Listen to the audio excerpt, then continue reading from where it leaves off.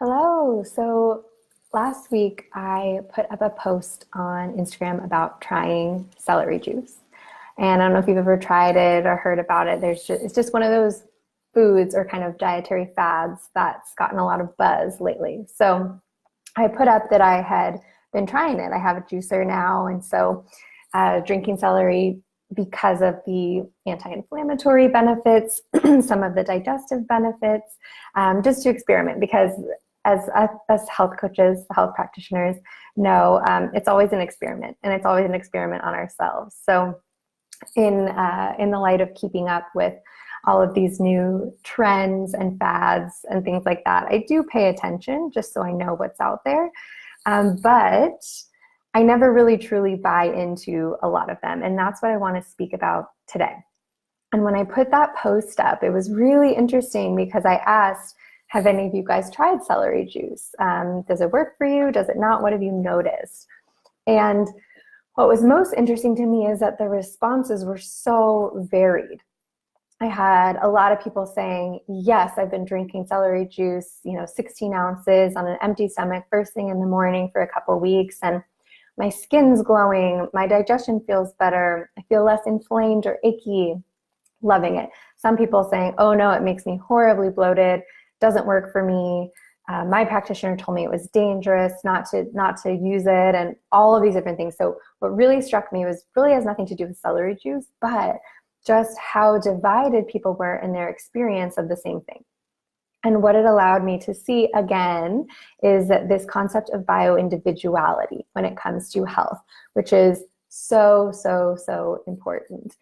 And with these sensationalized sort of health claims, and I say sensationalized just because we've been hearing so much about celery juice lately. Celery's been around forever, right? But why are we hearing more and more about it lately? Because there's just a bit of hype around it.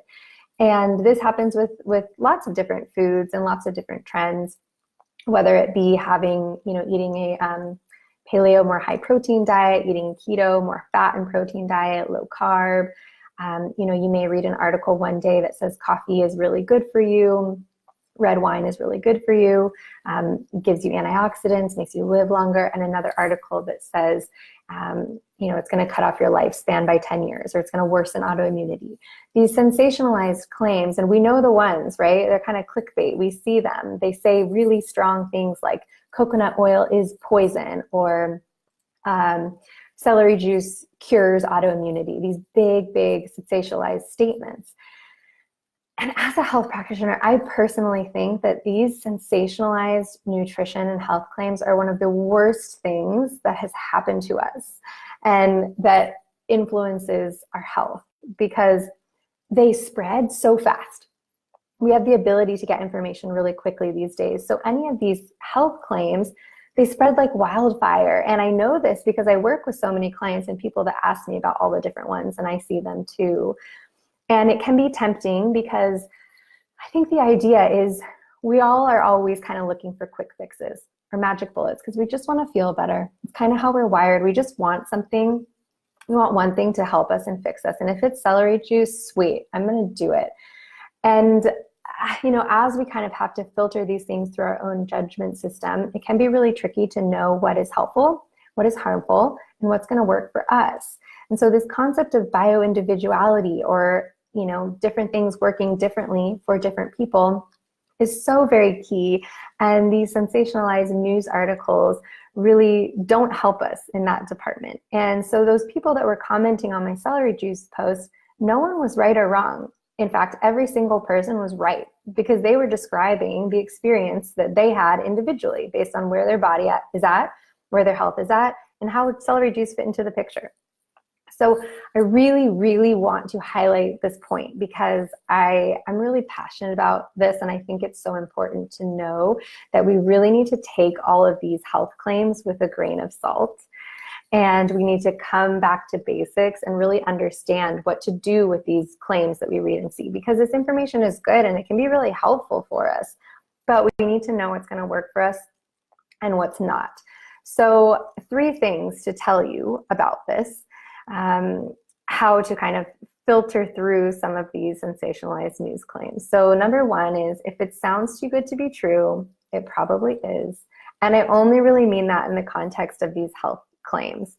In the rest of your life, maybe there are wonderful, miraculous type things that come up. So I don't want to limit you, but in terms of these health things, if it sounds too good to be true, it probably is. So if you hear claims that celery will cure all of your ailments or cure your disease, you may want to question it. If it sounds too good to be true, it just might be, because, and this kind of leads us into our second piece, is because if you are eating a diet that is not right for you, that has a lot of inflammatory processed foods, a lot of maybe inflammatory foods specifically to you, if you have a very high stress lifestyle, if you are not sleeping, if you are not drinking water, if you haven't addressed some of these other issues in your life, adding in a glass of celery juice might help you a little, but it's not going to be the thing to turn the needle. So if you are, doing all of these things and incorporating celery juice and it doesn't work, and you're like, well, that didn't work for me, I don't know what was wrong, it's because it sounded too good. It's a little bit too good to be true. And most of these things have to be incorporated into a diet where we have a good foundation. So that's the second piece, is really nail the foundation, nail the basics, focus on the foundation, instead of grabbing and reaching towards these new quick fixes or magic bullets that we are seemingly constantly being shown, or each new study that's coming up. And the thing with these studies is that they sometimes do come, or these articles sometimes do come from a grain of truth. They may start with some truth, and they've kind of just been stretched and twisted to create a more readable, interesting, clickable article that they know that we're going to click on if we're looking for a solution to one of our pain points. So it plays on that. So some of these things do come from a grain of truth, and we don't want to just discard these things, but we want to understand that, like I said, if it sounds too good to be true, it probably is, and we really can't run from or ignore these basic type things, like getting in good nutrient dense food, removing a lot of these inflammatory foods in our body, figuring out what works for us specifically, making sure our digestive process is actually working and we're breaking down and absorbing those foods, working on our stress, our life holistically, our sleep, our relationships, all of these things. So you really need that good foundation. And then from there, maybe bringing in something like celery juice, or, upping your veggies, or upping a certain nutrient, focusing on a certain nutrient, or certain types of foods can really help your body. And that's a lot of what I do in working with people with functional nutrition, is figuring out ways to bring in foods that are going to help you in certain areas. So that can be true, but it doesn't make any difference if we do all of those things and we haven't addressed the foundations first. It just doesn't. I've seen it time and time and time again. And I'm sure you have too. If you're like, okay, I'm taking this turmeric supplement and that's what they said is going to help me with my arthritis, but you really haven't looked at all of these other pieces, this foundation, it may not be doing anything at all for you or for your symptoms, or maybe doing a little bit, but not a lot. So that's the second piece, is to nail the foundations and really make sure that you've got a good foundation, coming back to basics. And the third piece here is filtering everything through your own internal guidance system. So you have so much wisdom, and you may be sitting here thinking, I don't have the information, I don't know what to do. That's why I need to click on these articles and read these articles and blogs and all of these different things that tell me this information. But you already have a lot of wisdom inside of you. And the most important piece is knowing how to filter all of these things through your guidance system, so you can take what works and throw out what doesn't. And, if you read an article that says coffee is really good for you, it has great antioxidants, all these different things that they say coffee can do, but when you drink coffee, you feel awful, that's a sign to you that coffee maybe doesn't work for you at that moment in time, maybe because you've got some adrenal issues or some fatigue issues or something is going on there. So you need to be able to filter all of these things through your own internal guidance system. And same with this celery juice. Like for me, I need to filter it through my guidance system. It was something that was great. It works for me, but for me, I know that it's not going to be my magic bullet cure-all elixir, because for me, I know I need to have these foundations right. What's really important for me is digestion, good gut health, and getting in a good variety of fruits and veggies. Sure, celery is going to be one of them. So that's how I see it, and that's, in my internal guidance system. And so for you, you need to be able to take those things in, see those articles, if you see one that says coconut oil is poison, say, okay, read a little bit more into it, understand the grain of truth that it came from, then understand where maybe it became sensationalized as a bit of clickbait or scare tactic type of thing.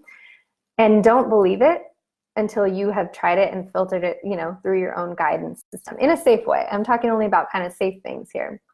And knowing the source is really important too, and knowing more about the study and the validity of the science that they were using for all of that. But really just use your guidance system and common sense as well with these. And I promise that it will not fail you. And what I really want to highlight here is the importance of bioindividuality and understanding that if someone is out there saying that one thing worked really well for them, like I keep using celery juice as the example. I'm neutral on it. I like it. The Paleo Mom wrote a great article about celery juice that I'll link here, that she really went through everything. It's a great thing to incorporate, but like I said, it might not be a magic bullet if you don't have the foundations in place. But the importance of understanding that someone else's individual experience is going to be different than yours, even if you have the same autoimmune diagnosis, even if you have the exact same condition, it's going to be a little bit different. And so seeing that and saying, okay, that's something I can experiment and try, but understanding and seeing how it works in your own body. It's really, really important to take everything with a grain of salt, because you're going to be different than the person next to you. I'm going to be different to you. So even take everything that I say with a grain of salt until you filter it through your own guidance system and understand that. And the ways to, if you're like, I don't know how to do that, I don't know if something works for me or not, I will link another blog post and a video I've done about exactly how to tune into your body, how to understand the cues it's giving you. And it is a muscle that has to be strengthened. And that's another thing I work with clients on a lot, is tuning back in. So instead of getting information externally, relying on that, always looking for the next thing externally, we're able to tune inward, sense into where our body is at, what it needs, how it reacts to certain things, and really hone that guidance system, because it's there. Sometimes it just needs to be strengthened, and we've kind of ignored it and pushed it down for a long, long time. But once we start making those connections, we get a bit more power and control ourselves, and we're able to really discern when we see these sensationalized articles, if it's something that we want to experiment with, try, that we're interested in, or if it's something we can just toss out and we know that that doesn't work for us. So I will put a link to that post so you can go a little bit deeper in the 3 ways to kind of tune into your body. But that's going to be the first step and one of the most important pieces. So I hope this was helpful, just to get a little bit of an idea about how I filter through some of these sensationalized articles and these health claims, and that, no matter where they're coming from, the most important piece is to understand your own bioindividuality and to be able to use your own guidance system to know what's going to be safe and what's going to work well for you and what's definitely not. So if you have any other questions, always feel free to email me at info@christinatidwell.com. I always offer free 30-minute discovery sessions if you need a bit more help and support to figure out a diet that's going to work for you. If you're listening to this and you're like, man, I really have no idea, I do need some help working through all of this, that's what I do, and I'd be happy to speak to you about it.